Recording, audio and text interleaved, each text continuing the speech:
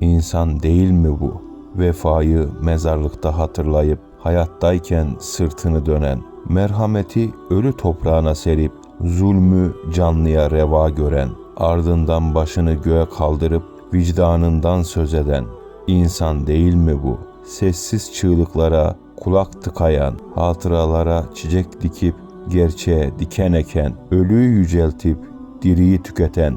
Peki bu mekansal çelişkide neyin nesi? Mezarlık huzur vefa ile, sokak kaos zulüm ile, insan telafisi imkansız olan yerde, mezarda cömertleşirken telafisi mümkün olan yerde, hayatta neden bu kadar cimri? Pişmanlığı son durağa saklayan, affetmeyi yarınlara erteleyen ama yarının garantisi yokken diriye diken, ölüye gül bahçesi vaat eden insan değil mi bu?